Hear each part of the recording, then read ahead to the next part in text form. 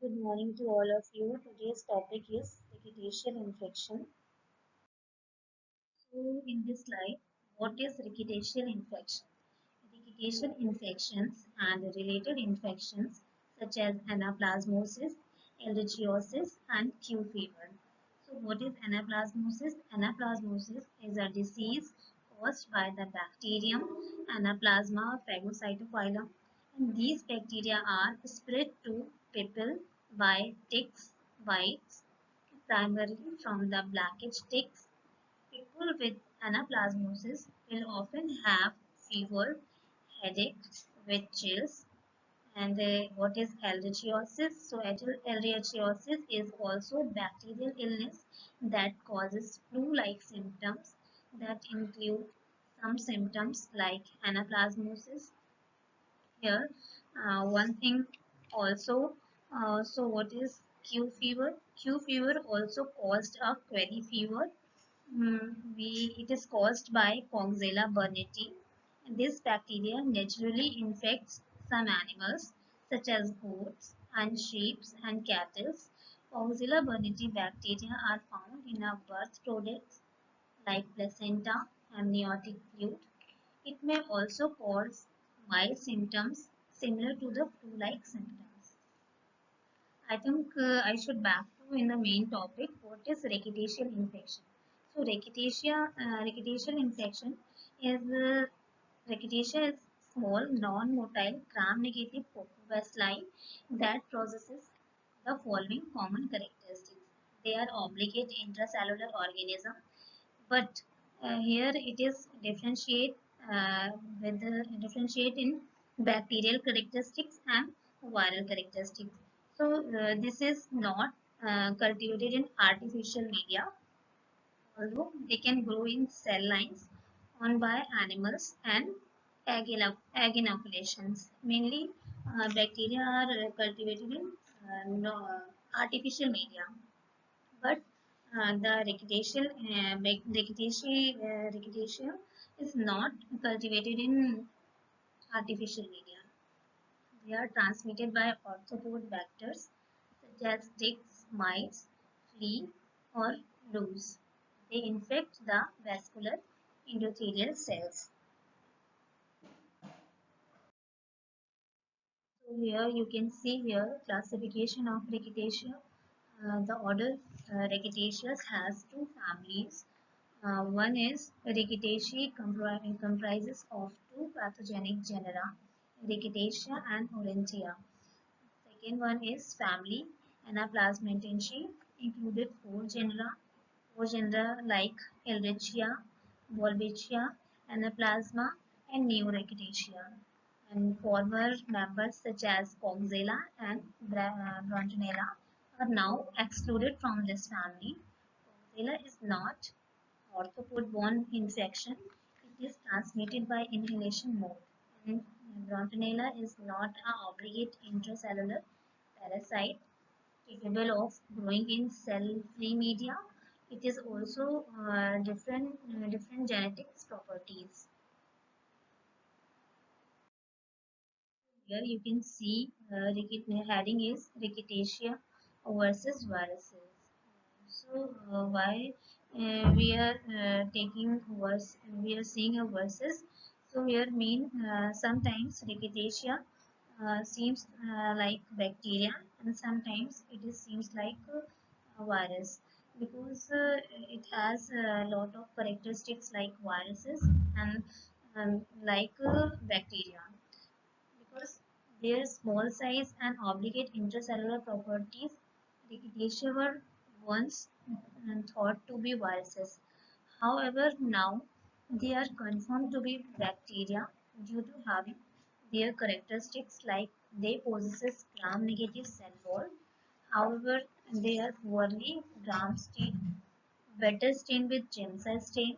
They contain both DNA and RNA. Rickettsia multiply by binary fission, and they are susceptible to antibacterial agents. Rickettsia comprises of two pathogenic genera, Rickettsia and Aurantia. So Rickettsia has two groups, typhus group and spotted fever group. and Orangia has one group like scrub typhus. So firstly, I'm going to discuss about typhus group. These are the species of typhus group. These are the disease of typhus group, and these are the vectors of typhus group, and where it is found, and rashes. Mainly, rickettsia is a rashes causing a rashes on his skin. So here we can see the percentage of rashes, like 80%, 80% rashes and 90% rashes.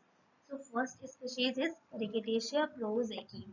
It is epidemic typhus and caused by louse. It is worldwide and rashes are present in 80% of our skin.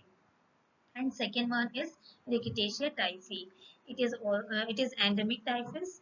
It is caused by flea and it is also worldwide disease. And here also we can see 80% of rashes in our skin. And third species is Rickettsia. It is Rocky Mountain fever, in short RMSF, and it is caused by tick bites, and it is distribution. Its distribution is America, and here in this disease, rashes are present in 90% in our body. So I have tell you Rickettsia has divided in two group. First was typhus group and second one is spotted fever group. You can see here in this slide spotted fever group. These are the species, same as the last slide. These are the diseases and these are the vectors and these are the areas and these are the rashes. So species is Rickettsia gonorrhea and disease, Indian tick typhus, and vector is tick. The distribution where it is found in Europe and Asia, and rashes are present in the whole bodies and in 90%. Second species is Rickettsia africae. So it is causes a African disease and African tick typhus and vector is tick. Distribution Africa में and rashes are 50%. Next species is Rickettsia acari. Disease is rickettsial pox. Vector is mite, and where it is found? It is found in USA, Ukraine, Turkey, Mexico, and here you can see the rashes are 100%. And the third scrub typhus. It is belong from the Orangia. Orangia, it has one group. It has only scrub typhus. The species is Orangia tsutomushi. Disease is scrub typhus. Vector is mite, and area is Asia and Australia, and rashes is 50%. So this is actual rickettsial infection. You can see here in those pictures what is rickettsial infection and how it is spread in our bodies. You can see here typhus group. So typhus group are causing that types of patches and scars in our body, and spotted fever group. You can see here that types of spots found in our body, and this vegetation can be characterized in these group, typhus group and spotted fever group. So both pictures are here. You can differentiate with typhus group and spotted fever group. This is antigenic structure of rickettsia. The cell wall of rickettsia is similar to that of gram-negative bacteria, composed of peptidoglycan, lipopolysaccharide, and the outer membrane containing few outer membrane proteins like OMP antigens and LPS antigens. OMP antigens are species specific, highly immunogenic, thus can be used for vaccine as well as for serodiagnosis. And LPS, lipopolysaccharides antigens, are group specific, found in some rickettsia and is shared by certain strains of Proteus. This antigenic cross reactivity serves as basis of Well-Flix reaction, the serological test used for the diagnosis of rickettsial infections. So here, I'm going to discuss about pathogenesis of rickettsial infection, how to transmit it, how to spread it, what is the target site of rickettsia, and what is its phagocytosis, and how it is survived and how it is multiplied. So first line is transmission. All rickettsia are transmitted to humans by arthropod vectors. Transmission occurs either by their bite, like ticks and mites, following by rubbing or scratching of the vector on the abraded skin or mucosa. Ticks and mites can act as reservoir, maintain the organisms by transversal transmission to offsprings. How to spread it? Rickettsia spread through the lymphatic from the portal of entry, multiply in the regional lymph nodes, and then spread by blood streams. What is the target sites? For all the rickettsia, the final target sites is the endothelial cells. In addition, Rickettsia acari and Orangia tustulinosi attack the monocytes and phagocytosis. Adhesion to the endothelial cells is mediated by outer membrane proteins, outer membrane protein A and outer membrane protein B present on rickettsia surface. Following adhesions, the organism are phagocytosed. Being obligate intracellular following phagocytosis, they survive inside the host cells by exhibiting various mechanisms such as resisting lysosomal killing or inhibiting phagolysosomal fusions, etc. How it is multiplied? Inside the host cells, they multiply slowly by binary fission. Generation time is about 9 to 12 hours. And cell to cell spread. So spotted fever rickettsia can spread from cell to cell by actin polymerization. In contrast, other rickettsia accumulate in the cell until the lysis of the cell takes place.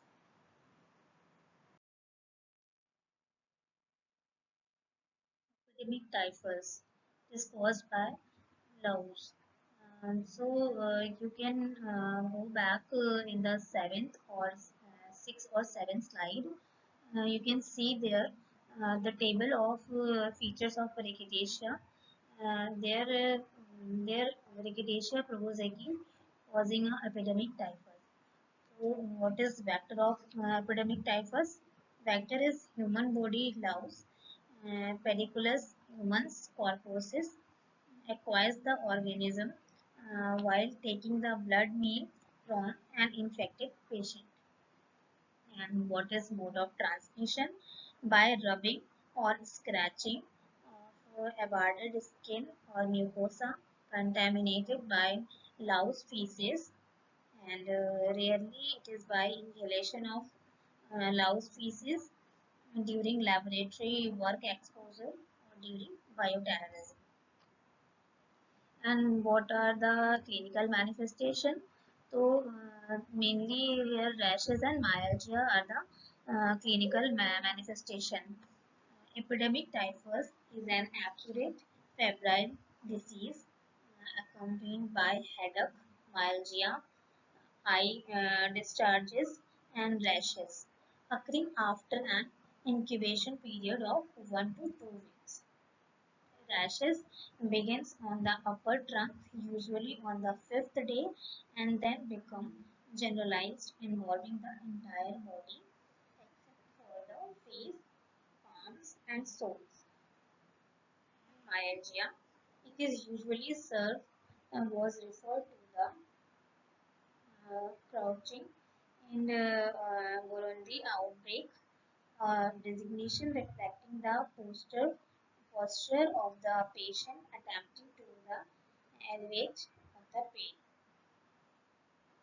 And the complication include interstitial pneumonitis and central nervous system involvement manifest as mental confusion and what are the risk factors of epidemic typhus? So outbreaks occurs when large population increases, especially in unhygienic conditions. Typical settings included refugees camps and prisons and overcrowded communities. And what are the geographical distribution? So geographical distribution, it is endemic in Africa and South America.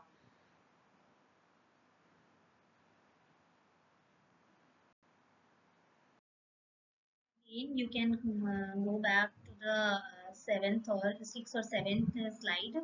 You can also see there disease is endemic typhus and vector is flea. So endemic typhus is caused by flea. So endemic typhus disease, endemic means murine, and endemic typhus is caused by rickettsia typhi. Vector is rat flea or rarely by it is also rarely caused by the cat flea. And what are the mode of transmission? Mode of transmission, it is transmitted by rubbing or scratching on the skin or inhalation of fleas, dried feces, and less frequently by the flea bite. And here the reservoir. So what are the reservoirs of the endemic typhus?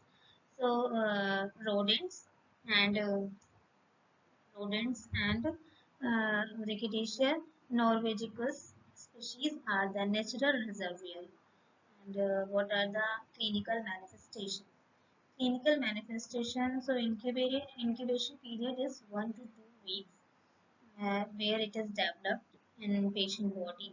Symptoms are similar to epidemic typhus but milder and rarely fatal. Common symptoms include fever, headache, myalgia, anorexia, and rashes, involving the trunk more often than the extremities.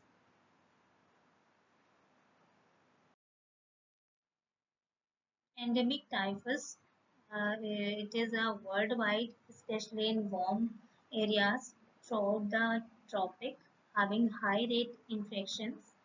Recent day, it is increasingly reported from Southeast Asia and Western Pacific. And in India, it has been reported from many places such as Shimla, Kashmir, Mumbai, Lucknow, and Pune. Again, I'm telling you, you can go back the last table. So firstly, you have to understand and learn about the features of Rickettsia family. What are the species and what are the diseases and what are the vectors. Then you can understand one by one these diseases.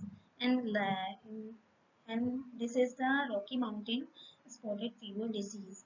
So what is Rocky Mountain spotted fever disease? It is also caused by Rickettsia, and what are the transmission by the bite of an infected tick such as derma centers in USA and bioloma in South America. And what are the reservoir ticks serve as vectors as well as reservoirs. It is also a vector and it is also a reservoir like ticks. And other mammals like dogs and small rodents can also act as a reservoir. And what are the clinical manifestation of Rocky Mountain spotted fever? We can, in short, we can also say the RMSF. So clinical manifestations are firstly we have to know about the incubation period. So 4 to 14 days are the incubation period, and complications are Rocky Mountain spotted fever is acute potential fatal disease characterized by fever, headache, rashes, myalgia, and anorexia. And the rashes appears typically on extremities, wrist and ankles, and trunks. Initially, they are maculopapular, later become hemorrhagic. And you can see here complications of Rocky Mountain spotted fever. So complications are appear late, increased vascular damage, increased permeability, edema, hemorrhage, disseminated intravascular coagulations, and interstitial pneumonitis, and central nervous system involvement.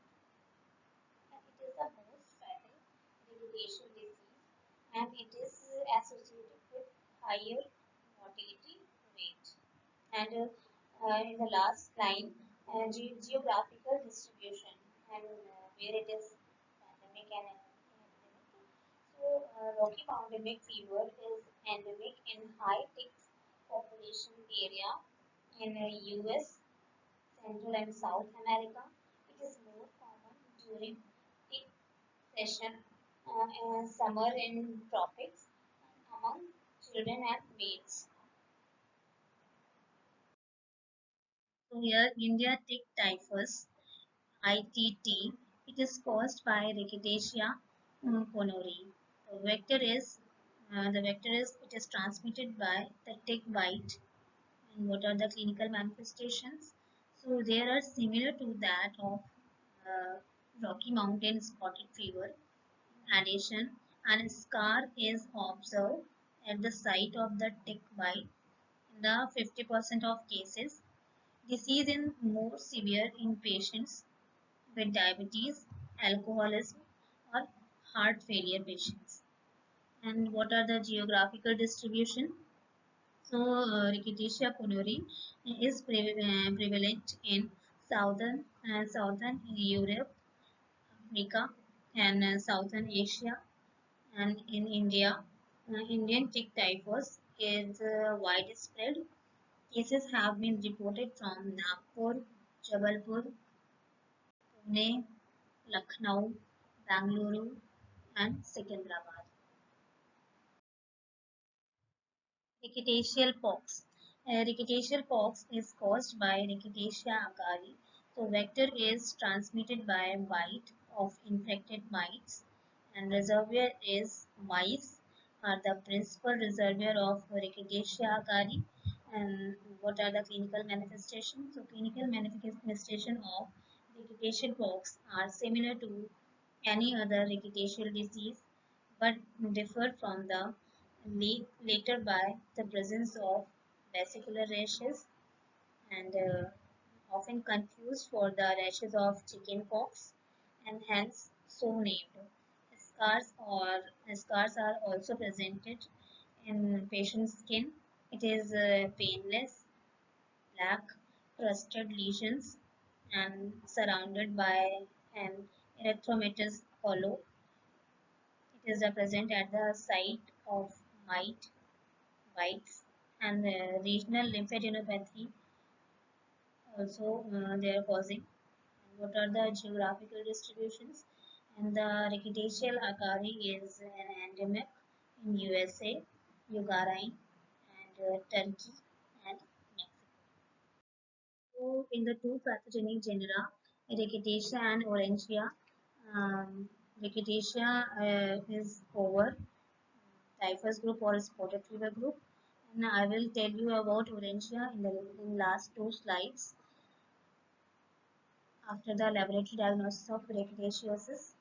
So, what are the laboratory diagnosis of rickettsiosis? Firstly, serological tests. In the serological test, we are mainly detected antibodies. Antibodies is the mainstay of diagnosis of rickettsial disease. They can be characterized into non-specific test, Welflick's test, and specific test. Welflick's test it is a heterophile agglutination test work on the principle of antigenic cross reactivity through this test lack of high sensitivity and specificity, but still serve as a useful and in, inexpensive diagnostic tools. And, principle of Welflig's test.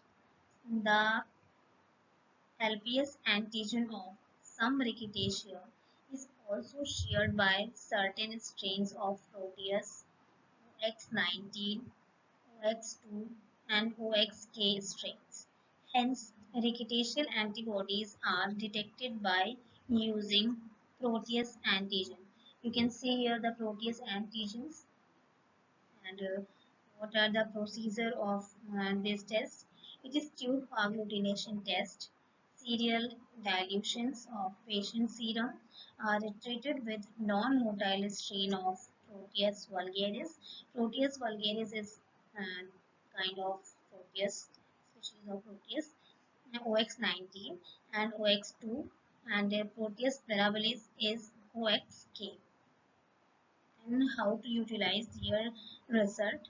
So test should be carried out only after 5 to 7 days of onset of fever, and in epidemic and endemic typhus, sera agglutinate mainly with OX19 and sometimes with OX2. In tick-borne spotted fever, antibodies to both OX19 and OX2 are elevated. In scrub typhus, antibodies to OXK are raised. The test is negative in rickettsial pox, Q fever, and ehrlichiosis and brantoniliosis. And now these are the specific antibodies test. So specific antibodies test like indirect immunofluorescence assay and ELISA. Immunofluorescence assay, indirect immunofluorescence assay, it is the gold standard and reference serological test used for the confirmation of the reputational diagnosis. And second one is ELISA. So ELISA is a useful early diagnosis with excellent sensitivity and specificity. And next, these are the other method of diagnosis. So histopathological examinations and histopathological examination and isolation.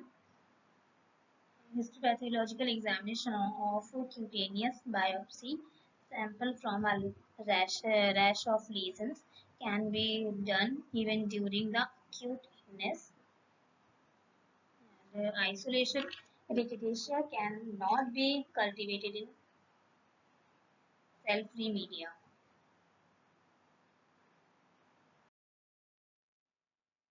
How to treat the rickettsial illness?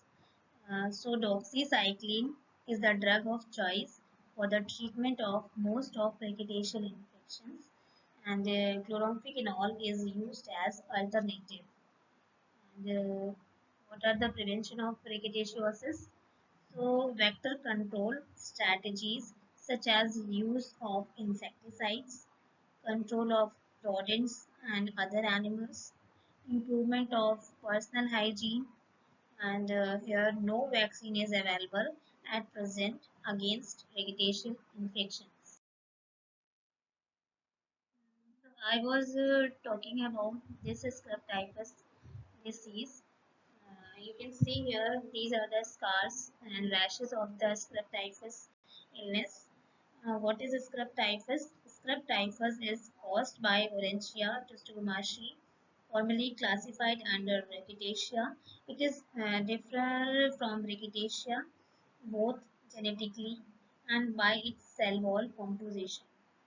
It lacks lipopolysaccharide layers, and why we are calling scrub typhus. Scrub typhus is so named because it can occur in areas where scrubs, vegetations, and consisting of low-lying trees and bushes are encountered. However, sandy semi-arid and mountain desert areas can also be endemic, harboring the vectors. And what are the vectors? So vector is mites. It is transmitted by the bite of infected trombiculite mites. What are the clinical manifestation of scrub typhus? The classical presentation of scrub typhus consists of trade of an scar at the site of bite. It is a regional lymphadenopathy and maculopapular rashes. However, it is seen only in 40 to 50% of cases.